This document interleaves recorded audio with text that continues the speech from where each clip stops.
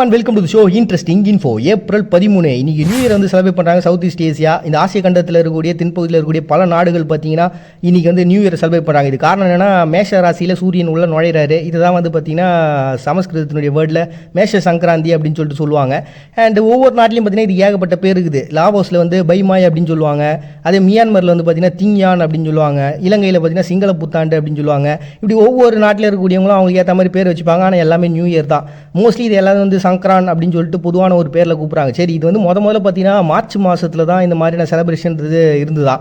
அதுக்கப்புறம் அது மாறி இப்போ வந்து டோட்டலாக ஏப்ரலில் வருதா. இது காரணம் என்ன அப்படின்னு பார்த்தீங்கன்னா பூமத்திய ரேகையில் ஏற்படக்கூடிய அந்த மாற்றங்கள் தான். நம்மளாம் என்ன நினச்சினுக்கிறோம், பூமி ஒரே அச்சில் சுழன்றுட்டு இருக்குது அப்படின்னு நினச்சினுக்கிறோம்.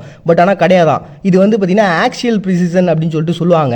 ஏன்னா இந்த பூமத்திய ரேகையினுடைய கீழ்ப்பகுதி மட்டும்தான் கரெக்டாக ஒரே சேம் இடத்துல இருக்கும். அந்த மேல் பகுதி வந்து பார்த்தீங்கன்னா அப்படி சுற்றி சுற்றி வரும். இது சுற்றி ஒரு சுற்று முடியறதுக்கு பார்த்தீங்கன்னா கிட்டத்தட்ட 26,000 வருஷங்கள் ஆகுமா.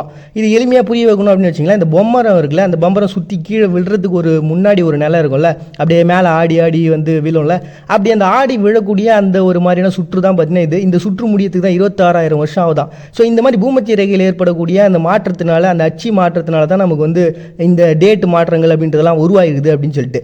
சரி, இந்த 26,000 வருஷத்துக்கு முன்னாடி எத்தனை பேர் இதை கொண்டாடினாங்க அப்படின்றதெல்லாம் நமக்கு தெரியாது. அப்போ இருந்துதானே நமக்கு தெரியாது. சரி விடுங்க. இப்போ இதை வந்து செலிப்ரேட் பண்ணுறதுக்கான காரணம் என்னன்னா, ஒரு பாரம்பரியமான விஷயங்களாக வந்து இதை வச்சு அவங்க வந்து கும்பிட்டுட்டே வராங்கப்பா. அதுவும் மோஸ்ட்லி நீங்கள் வந்து பார்த்தீங்கன்னா தாய்லாந்தை பொறுத்த வரைக்கும் புத்தர்னுடைய அந்த விக்கிரகங்களுக்கு வந்து தண்ணீரை தெளிக்கிறது, அந்த மாதிரியான விஷயங்கள் பண்ணுறாங்க. இது பேஸாக வந்து பார்த்தீங்கன்னா மோஸ்ட்லி அந்த தண்ணீர் தெளித்து விளையாடுறது, அந்த தண்ணீர் மூலமாக ஆசீர்வாதம் பண்ணி அவங்களுடைய பாவங்கள் போக்குறது, இதை தான் வந்து பார்த்தீங்கன்னா பேசிக்கான ஒரு கான்செப்டாக வச்சு இவங்க செலிப்ரேட் பண்ணுறாங்க. அப்படி கொண்டாடக்கூடிய ஒரு நியூ இயர் தான் பார்த்தீங்கன்னா இன்னைக்கு இந்த சவுத் ஈஸ்ட் ஏசியாவில். நம்மளும் பார்த்தீங்கன்னா நாளைக்கு நியூ இயர் அப்படின்னு சொல்லிட்டு சொல்கிறோம். இதுக்கு பின்னாடி இருக்கக்கூடிய வரலாறு என்ன அப்படின்றத நம்ம நாளைக்கு சொல்கிறேன். அப்புறம் நாளைக்கு நான் என்ன வரலாறு சொல்கிறது அதனால். சரிப்பா, இன்னைக்கு எந்தெந்த நாடுலாம் அப்படின்னா தாய்லாந்து, லாவோஸு, மால்தீவ்ஸு, அப்புறம் நேபாளம், பங்களாதேஷ், மியான்மர், கம்போடியா அப்படின்னு சொல்லிட்டு ஏகப்பட்ட நாட்டில் இன்னைக்கு நியூ இயர் செலிப்ரேட் பண்ணுறாங்க. எல்லாருக்கும் இனிய புத்தாண்டு நல்வாழ்த்துக்கள்ப்பா. Next international plant appreciation day அப்படின்னு சொல்லிட்டுங்க. இந்த டே வந்து எப்படி உருவாகினாங்க, யார் உருவாகினாங்கன்னு தெரியல. ஒரு தூங்கி திடீர்னு ஏந்து உருவாகினாரா, இல்லாட்டி இந்த தாவரங்கள் மேலே ஒரு அக்கறை கொண்ட ஒரு நல்ல மனுஷனால் உருவாக்கப்பட்டதான் தெரியல. பட் ஒரு நல்ல டே தாங்க. இதனுடைய பேசிக்கான கான்செப்ட் என்னன்னு பார்த்தீங்கன்னா, அட்லீஸ்ட் தொட்டிலியாவது செடியை வளங்கப்பா அப்படின்ட்டு. ஏன்னா இந்த உலகம் முழுக்க பார்த்தீங்கன்னா கிட்டத்தட்ட 3,80,000 தாவர இனங்கள் இருக்குது அப்படின்னு சொல்லிட்டு நம்ம கண்டுபிடிச்சி வச்சுக்கிறோம். அது இல்லாமல் எத்தனை இருக்குதோ. ஸோ இப்படிப்பட்ட தாவர இனங்கள் மோஸ்ட்லி எப்படி வளருது அப்படின்னா ஒளிச்சேர்க்கை மூலமாக தான். இந்த சூரியன்ட்டு வரக்கூடிய அந்த ஒளியை உள்வாங்கிட்டு அது ஒளிச்சேர்க்கை மூலமாக பார்த்தீங்கன்னா பச்சையமாக மாற்றி அதன் மூலமாக வளர்ச்சின்றது இருக்குது. இதில் பேசிக்காக அது என்ன பண்ணுது அப்படின்னா அதுலேருந்து வெளியிடக்கூடிய அந்த ஆக்சிஜன். இந்த பூமி இன்னைக்கு சமநிலையில் இருக்குதுன்னா அது காரணம் என்ன? ஆக்சிஜன் தான். அந்த ஆக்சிஜன் இல்லைன்னா நம்மளால் வாழ முடியுமா? அப்போது என்ன சொல்கிறாங்கன்னா தாவரங்கள் வாழ்ந்தாதான்டா நம்மளால் வாழவே முடியும். அதை முதல்ல புரிஞ்சுக்கங்கடா. அதனால் அட்லீஸ்ட் ஒரு வந்து தொட்டிலையா செடியை வளங்க அப்படின்னு சொல்லி அதை வளர்க்குறவங்களும் அந்த தாவரங்கள் மேலே ஒரு அன்பு இருக்கக்கூடியவங்களும் அப்ரிசியேஷன் பண்ணக்கூடிய ஒரு நாளை தான் பார்த்தீங்கன்னா இன்னைக்கு இன்டர்நேஷனல் பிளான்ட் அப்ரிசியேஷன் டே அப்படின்னு சொல்லிட்டு ஒரு டே வந்து செலிப்ரேட் பண்ணுறாங்க ஏப்ரல் 13. நெக்ஸ்ட் டீச்சர்ஸ் டே அப்படின்னு சொல்லிட்டு ஈக்விடார் பகுதியில் இன்னைக்கு செலிப்ரேட் பண்ணுறாங்கப்பா. இது என்னன்னா ஜுவான் மாண்டல் ஓவ் அப்படின்ற ஒரு பர்சனு. இவருடைய பர்த்டேவை தான் நீங்கள் செலிப்ரேட் பண்ணுறாங்க. இவர் யாருன்னு பார்த்தீங்கன்னா அவங்க நாட்டில் இருக்கவங்களே இவர் 2 டைம் நாடு கத்திக்கிறாங்க. ஒரு தடவை வந்து 7 வருஷம் கொலம்பியாவுக்கு நாடு கத்திக்கிறாங்க. 1870 ஃப்ரான்ஸுக்கு நாடு கத்திக்கிறாங்க. நாடு கத்தின ஒரு பர்சனை வந்து எதுக்காக இவங்க செலிப்ரேட் பண்ணி டீச்சர்ஸ் டே வைக்கிறாங்க தெரியுங்களா? முதல்ல இந்த ஈக்விடார் அப்படின்ற ஒரு பகுதி எங்கே தெரியுங்களா? அமெரிக்கா தென்பகுதியில் இருக்கக்கூடிய ஒரு சின்ன குடியரசு பகுதி தான் இந்த இடம். இந்த நாட்டினுடைய பெரும்பாலான பொருளாதாரம்னா எண்ணெயும் விவசாயம் தாங்க. இப்படிப்பட்ட இந்த நாட்டில் வந்து ஒரு சிறப்பான விஷயம் இருக்குது. கிட்டத்தட்ட 2300 வருஷத்துக்கு முன்னாடியே வால்டிவா அப்படின்னு சொல்லிட்டு ஒரு வழிபாட்டு முறைகள் அதை ஃபாலோ பண்ணக்கூடிய இனக்குழுக்கள்லாம் இங்கே வாழ்ந்துருக்காங்க. நிறைய பழங்குடி மக்களை கொண்டது தான் இந்த சின்ன பகுதி. இந்த இடத்த பொறுத்த வரைக்கும் பார்த்தீங்கன்னா 13,000 16,000 வருஷத்துக்கு முன்னாடியே பார்த்தீங்கன்னா பேலியோ இந்தியா அப்படின்னு சொல்லிட்டு இந்த ஆசிய கண்டத்தினுடைய பகுதிகளிலேருந்து இடம்பெயர்ந்து புலம்பெயர்ந்து வந்தவங்களாம் இங்கே வந்து வாழ்ந்துருக்கிறாங்க வேட்டையாடிகளா அப்படின்னு சொல்லிட்டு ஒரு பழம்பெருமை கொண்ட ஒரு நாகரிகம்லாம் இந்த இடத்துல இருந்திருக்கு அப்படின்ற மாதிரி நிறைய விஷயங்கள் இருக்குது. இப்படிப்பட்ட இந்த நாட்டில் ஒரு மதம் சார்ந்த அரசியல் அப்படின்றது நடக்குது. அது தப்புன்னு சொன்ன பர்சன் தான் பார்த்தீங்கன்னா ஜுவான் மாண்டல் ஓவ் அப்படின்றவர். அதனால தான் இவர் நாடு கத்தினுக்கிறாங்க. இப்படி ஒரு பர்சன் சொன்னதுக்கப்புறம் அவர் நாடு கத்தினதுக்கப்புறம் பார்த்தீங்கன்னா அவங்க நாட்டில் இருக்கக்கூடிய சில அறிவுஜீவிகள், அதாவது கொஞ்சம் நாலேஜ் இருக்கக்கூடிய பர்சன்ஸ்லாம், இந்த அரசியல் சார்ந்த நாலேஜ் இருக்கக்கூடியவங்களாம் என்ன பண்ணாங்கன்னா அது ஆதரவு தெரிவித்தாங்க. இருந்தாலுமே ஒரு நாடு கடத்துறது இந்த மாதிரி பண்ணதுக்கப்புறம் பார்த்தீங்கன்னா அந்த எழுச்சின்றது அதிகமாகுது. ஒரு கட்டத்துக்கு அப்புறம் அவர் பண்ணது கரெக்டான ஒரு விஷயம் தான் அப்படின்னு சொல்லிட்டு எல்லாரும் புரிஞ்சுக்கிட்டாங்க. அதுக்கப்புறம் ஆல்ஃப்ரெடோ ஃபக்வோர்ட்ஸோ அப்படின்ற ஒரு பர்சனு, இவர் ஜனாதிபதி அந்த 1920 அவர் தான் பார்த்தீங்கன்னா இதுக்கு முன்னாடி வாழ்ந்த அந்த மனுஷன் எவ்வளோ நல்ல விஷயத்த சொன்னார், நம்ம தான் அதை புரிஞ்சிக்கலையே அப்படின்னு சொல்லிட்டு அதுக்கப்புறம் வருத்தப்பட்டு இதை உருவாக்குனாங்க. ஏன்னா இந்த அரசியலில் பார்த்தீங்கன்னா மதம் அப்படின்றது உள்ளே வந்துட்டா அது ஒரு சரியான விஷயமா இருக்காதுல்ல. நம்ம கூட இந்த பொன்னியின் செல்வன் படிக்கும்போது கூட இந்த வந்தியத்தேவனோட சேர்ந்து சோழர் வந்து உள்ளே போவார். அப்போ வந்து அங்கே மதம் சார்ந்தவங்க வந்து நாங்கள் உங்களுக்கு ஆட்சியை கொடுக்குறோம் என்ன சொல்கிறீங்க அப்படின்னு கேட்டோடனே அது வேணான்ட்டு வருவார். காரணம் என்னன்னு பார்த்தீங்கன்னா அவருக்கு அது ஒரு பதிலை சொல்லுவார். என்னன்னா ஒரு மதம் சார்ந்த அரசியல் உள்ளே வந்துச்சுன்னா நாம் அவங்களுக்கு அடிமையாயிடும் அப்படின்னு சொல்லிட்டு ஒரு சூப்பரான கான்செப்ட் இருக்கும். ஸோ இந்த பேசிக்கான கான்செப்ட் தான் பார்த்தீங்கன்னா இவரும் வந்து அப்போவே பண்ணிட்டு போயிடாரு.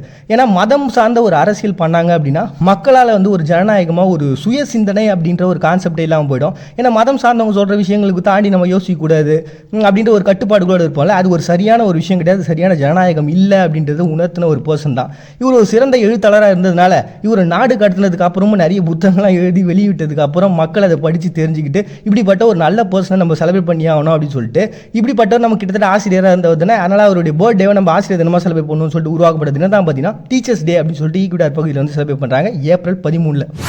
Next day of patrons and philanthropists day அப்படின்னு சொல்லிட்டு ஒரு டேங்க. இது வந்து ரஷ்யாவில் செலிப்ரேட் பண்ணுறாங்க. இது என்ன, இந்த கலைத்துறைக்காக தன்னுடைய வாழ்க்கையை அர்ப்பணிக்கிறாங்களே அந்த பர்சனை வந்து கொண்டாடுறதுக்காக உருவாக்கப்பட்ட ஒரு நாள் தான். இந்த பேர்கள்லாம் படிக்கிறதுல எனக்கு கொஞ்சம் ரொம்ப கஷ்டங்குது. ஏன்னா நான் 34 எடுத்து இங்கிலீஷில் ஃபெயில் ஆனவன்னு ஆல்ரெடி சொல்லிக்கிறேன். அதில் கொஞ்சம் அட்ஜஸ்ட் பண்ணிங்கப்பா. காயூஸ் சிலினியஸ் மெக்னாசஸ் அப்படின்ற ஒரு பர்சன். இவர் வந்து இளம் கவிஞர்கள் வந்து பயங்கரமாக ஆதரிச்சார். தன்னுடைய வாழ்நாள் முழுக்கவுமே 18ஆம் நூற்றாண்டில் வாழ்ந்த ஒரு மிக சிறந்த மனிதராக இருந்திருக்காரு. அதை தொடர்ந்து பார்த்தீங்கன்னா 1826 கவ்ரில்லா சொலன்டோனோ அப்படின்ற ஒரு பர்சன். இது வந்து 22 மில்லியன் ரூபிள்ஸ் வச்சிருக்கக்கூடிய ஒரு பயங்கரமான பணக்காரராம். அவர் தன்னுடைய பணத்தில் 20 மில்லியன் அப்படியே வந்து கலைத்துறைக்காக கொடுத்துட்டாராங்க. அதுக்கப்புறம் பார்த்தீங்கன்னா அலெக்சாண்ட்ரோ ஓன் ஸ்டெக்லிட்ஸ் அப்படின்ற ஒரு பர்சன். இவர் 1884 வாழ்ந்தவர். அவர் வந்து பார்த்தீங்கன்னா 6 மில்லியன் இந்த மாதிரி ரூபிள்ஸை வந்து கொடுத்துருக்காராம். இதே மாதிரி பார்த்தீங்கன்னா பாவல் அப்படின்றவங்க என்ன பண்ணிடுறாங்கன்னா அவங்கக்கிட்ட இருக்கக்கூடிய ஒரு சிறந்த ஒரு படைப்புகளாக இருக்கும்ல, இந்த ஓவியங்கள் சிற்பக்கலங்கள் அப்படின்னு சொல்லிட்டு இதெல்லாத்தையும் மியூசியத்துக்கு கொடுத்துருக்காங்களாம். இப்படி வாழ்நாள் முழுக்க கலைக்காக மட்டுமே வாழ்ந்த சில மனிதர்கள் நம்ம கொண்டாட தவறுறது சரியான விஷயம் இல்லை அப்படின்னு சொல்லிட்டு அந்த கலைத்துறையை சார்ந்தவங்களால் உருவாக்கப்பட்ட ஒரு நாள் தான். அதாங்க நம்ம ஊர்லேயே இதை பற்றி நிறைய படிச்சிருப்போங்க சின்ன வயசுலேயே. தமிழுக்காக உயிர் விட்ட 3ஆம் நந்திவர்மன், அப்புறம் நம்ம அவ்வைக்காக வந்து உயிர் கொடுக்கக்கூடிய அந்த நெல்லிக்கண்ணியை கொடுத்துருக்காரு அப்படின்னு சொல்லிட்டு. ஸோ கலைத்துறைக்காக பார்த்தீங்கன்னா ஏகப்பட்ட விஷயங்களை அந்தந்த காலத்தில் வாழ்ந்த மனிதர்கள் பண்ணுவாங்க. அப்படி தன்னுடைய வாழ்க்கையவே அதுக்காக அர்ப்பணிக்கக்கூடிய அந்த மனுஷங்களை வந்து கண்டிப்பாக நம்ம கொண்டாடி ஆகணும். ஏன்னா ஒரு மனுஷனுடைய அடிப்படை தேவைகளை உணவு உடை இருப்பிடம் இதெல்லாம் முடிஞ்சதுக்கப்புறம் அடுத்து நாகரிகம் வளரும். நாகரிகம் வந்ததுக்கப்புறம் அரசியல் வந்துடும். அரசியலும் முடிஞ்சதுக்கப்புறம் ஒரு செழிப்பான அரசியல் வந்ததுக்கப்புறம் மக்கள் எல்லாருமே இந்த கலைத்துறையை நாடி போவாங்க. ஸோ அதில் ஒரு இன்பத்தை காணுவாங்க. அப்படிப்பட்ட ஒரு உச்சக்கட்ட ஒரு நாகரிகமாக இருக்குதுல்ல, அப்படிப்பட்ட அந்த கலைத்துறையை கொண்டாடுறவங்களை கண்டிப்பாக நம்ம கொண்டாடி ஆகணுன்றதுக்காக உருவாக்கப்பட்ட ஒரு தினம் தான் பார்த்தீங்கன்னா இந்த day of patrons and philanthropists day அப்படின்னு சொல்லிட்டு ரஷ்யா செலிப்ரேட் பண்ணுறாங்க April 13. Next world day of remembrance for victims of Katyn massacre அப்படின்னு சொல்லிட்டு ஒரு டே வந்து போலாண்டில் வந்து அனுசரிக்கிறாங்க. இது என்னென்னா கட்டியன் ஃபாரஸ்ட்டில் வந்து நிறைய பிண குவியல்களை கண்டுபிடிச்சாங்க போலாண்டில். இது யார் பண்ணது அப்படின்னு பார்த்தீங்கன்னா இந்த சோவியத் யூனியன் பண்ண வேலை. அப்போ வந்து ஸ்டாலின் வந்து பதவியில் இருந்தார்ல. ஸோ அவர் என்ன பண்ணிக்கிறாருன்னா இந்த போலாந்தில் இருக்கக்கூடியவங்களாம் பயங்கரமான நாலேஜான பர்சனாக இருக்கிறாங்க, பயங்கர திறமையான ஆட்களாக இருக்கிறாங்க. பிற்காலத்தில் இவங்களால் நமக்கு எந்த பாதிப்பும் வந்துடக்கூடாது அப்படின்றதுனால 1937 அந்த காலகட்டத்தில் அவர் என்ன பண்ணிக்கிறாருன்னா நிறைய பேர் கொண்டு குவிச்சிருக்காரு. அதுவும் முக்கியமான அதிகாரிகளாக இருந்தவங்க அந்த நாட்டில் வந்து ஒரு சிறந்த நாலேஜான பர்சனாக இருப்பாங்களே, ஒரு இன்வென்ஷனாக இருப்பாங்க, இல்லாட்டி இன்வென்டராக இருப்பாங்க, இந்த மாதிரியான ஒரு சிறந்த அறிவுஜீவிகளாக இருக்கக்கூடியவங்க, நல்லா படித்தவங்க, இப்படி எல்லாரையுமே கொண்டு குவிச்சு கிட்டத்தட்ட 22,000 பேரை வந்து அந்த ஃபாரஸ்ட்டில் இருக்கக்கூடிய பகுதிகளில் குழி தோண்டி புதைச்சிட்டாங்களாங்க. இந்த விஷயத்தை ஃபஸ்ட்டு அவங்க வந்து மறுத்துக்கிட்டே இருந்தாங்க சோவியத் யூனியன். அதை தொடர்ந்து பார்த்தீங்கன்னா 1943 ஜெர்மன் வந்து நாசிக் படைகள் இதை கண்டுபிடிச்சி உலகத்துக்கு சொல்கிறாங்க இந்த மாதிரி அவங்க பண்ணியிருக்காங்க அப்படின்ட்டு. அது வரைக்கும் நம்ம நாஜி படைகள் தானே இந்த மாதிரி கொண்டு குவிச்சாங்கன்னு பார்த்தோம். பட் ஆனால் சோவியத் யூனியன் இதை பண்ணியிருக்காங்க அப்படின்றது உலகம் வந்து புரிஞ்சிக்கிச்சு. அப்படி ஒரு விஷயத்தை கண்டுபிடிச்சதுக்கப்புறம் நம்ம நாட்டில் இருக்கக்கூடிய முக்கியமான ஆட்கள் நம்ம இழந்துட்டோமே, அதுக்காக ஒரு டே வந்து அனுசரிக்கணும்னு சொல்லிட்டு உலகத்தில் இருக்கக்கூடிய எல்லா நாடுகளும் இதுக்கு வந்து ஆதரவு தெரிவித்தாங்க. அப்படிப்பட்ட ஒரு நாள் தான் பார்த்தீங்கன்னா world day of remembrance for the victims of Katyn massacres அப்படின்னு சொல்லிட்டு ஒரு டே வந்து செய்கிறாங்க போலாந்து, அதை ஆதரிக்கக்கூடிய உலக நாடுகள். நெக்ஸ்ட் வேர்ல்டு சர்கோயிடோசிஸ் அப்படின்னு சொல்லிட்டு ஒரு டேங்க. இது வந்து ஒரு டிசீஸை வந்து குறிப்பிட்டதுக்காக ஏற்பட்ட ஒரு நாள். இது என்னென்னா இந்த தோள்களில் ஏற்படக்கூடிய ஒரு கருமை நிறத்தில் சிவப்பு நிறத்தில் வந்து ஒரு பாதிப்புகள்ன்றது வருமாங்க. இது எதனால் வருது அப்படின்னா நுரையீரல் ஏற்படக்கூடிய ஒரு தொற்று. இது உண்மையாகவே எதனால் உருவாகுது அப்படின்றது இன்னைக்கு வரைக்கும் விஞ்ஞானத்தால் கண்டுபிடிக்க முடியல. பட் ஆனால் இப்போ வரைக்கும் அவங்க கண்டுபிடிச்சதுன்னா மரபணு ரீதியாக ஏற்பட்ட ஒரு தொற்று, இல்லாட்டி நம்ம சுற்றி இருக்க ஏற்படக்கூடிய ஒரு சூழ்நிலை மாற்றத்தினால இது உருவாகுது அப்படின்னு சொல்லிட்டு ஏகப்பட்ட காரணங்கள். பட் ஆனால் உண்மையான காரணம் என்ன எதுன்னு தெரியல. ஸோ இப்படி இந்த தோலில் ஏற்படக்கூடிய இந்த மாற்றங்களால் மோஸ்ட்லி நிறைய பேர் வந்து இதனால் பாதிப்புன்றது அனுபவிச்சிருக்காங்க. 2015 கணக்குப்படி கிட்டத்தட்ட 1.96 மில்லியன் மக்கள் வந்து இதில் பாதிக்கப்பட்டிருந்தாங்க. அதில் 1.22 பேர் வந்து இறந்து போயிருக்காங்க அப்படின்ட்டு.